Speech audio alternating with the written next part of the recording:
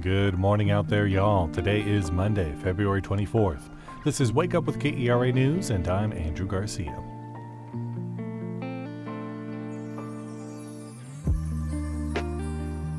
After a rather cold weekend, it'll start feeling like spring again today on this Monday. Temperatures are going to reach the mid-70s. The winter weather may be behind us for now, but coming up we'll hear why safely exercising in cold weather can actually do good for your body. Here's today's news. The family of a man who died in Tarrant County jail custody wants the county to put back on a civil lawsuit they filed. Anthony Johnson Jr.'s family filed a motion to amend their complaint and release the video of Johnson's death.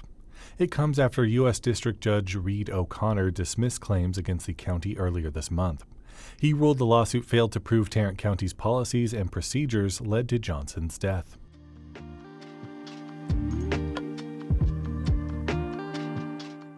Joya Kazi is a renowned choreographer. She's created dances for shows like New Girl and worked with celebrities like Priyanka Chopra Jonas. In March, she's coming to Dallas with her touring show Rhythm India, Bollywood and Beyond, featuring different styles of Indian dance. From classical, folk, and modern Bollywood, Kazi says it'll be a gateway to enter the world of Indian art.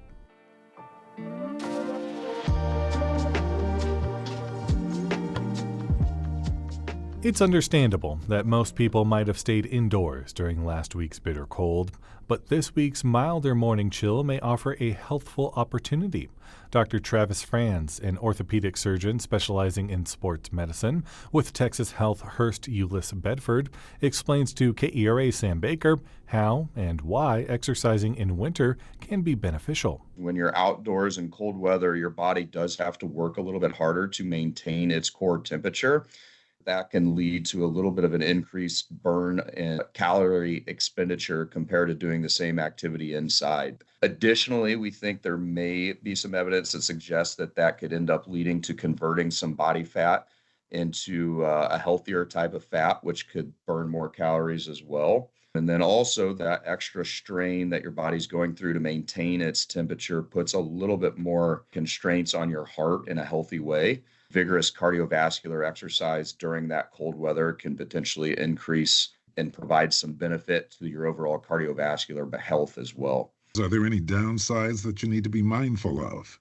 I think as long as you protect yourself, again, with dressing appropriately and in layers and with maybe a performance fabric that whisk away some of that moisture, I think it is very safe to do with minimal downside. All Such activity, as long as you are avoiding things like exposed skin, also the potential for sunburns or the need to wear sunscreen in that scenario. Even if there's snow on the ground, can be a little bit drier. So dehydration can be a risk if you're not potentially paying attention to that. And if it is a bitter cold and you're outside for an extended duration and not paying careful attention, then in extreme conditions, you can even move on to something like hypothermia.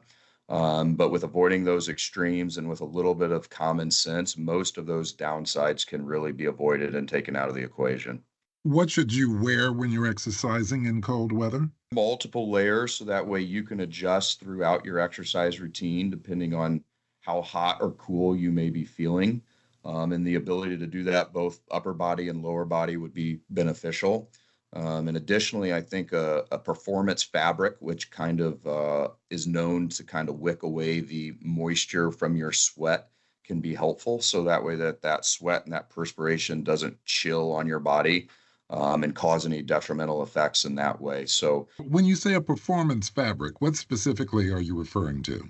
something like Under Armour type material or a Nike Dry Fit type material, whether it's something from a company like Lululemon or that nature. There are even a lot of the department stores that carry their own in-house brands of this now, where essentially it is a quick drying fabric rather than just cotton, which allows that moisture to not just stay on your body and begin to chill it when you're in a cool conditions.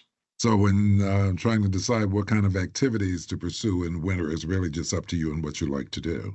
I would agree. Yeah, I would agree with that. And if it's something where you find that exercising outside in the cold is not something you're committed to and you end up not exercising at all because of that, then certainly I would stick with your indoor routine. But if you can incorporate some outdoor activity or outdoor winter exercise into what you like to do, and you can be compliant with that and do it on a regular basis, it certainly may have some physical health benefits.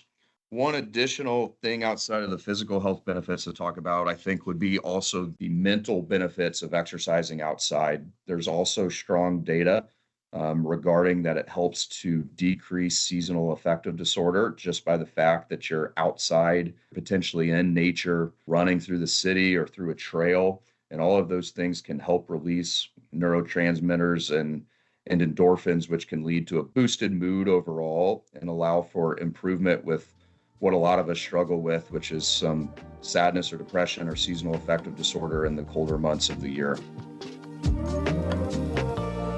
That was KERA's Sam Baker speaking with Dr. Travis Franz of Texas Health Hearst, Euless, Bedford.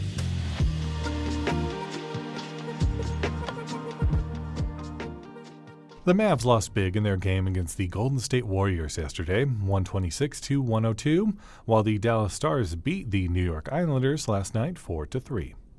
Look to enjoy the spring weather by heading to the Dallas Arboretum's Dallas Blooms Outside the Ordinary Festival. See more than 500,000 blooms of azaleas, tulips, and so much more now through April 13th. For more information and some other fun things to do now that the weather is warming up a little bit, visit kera.org/calendar.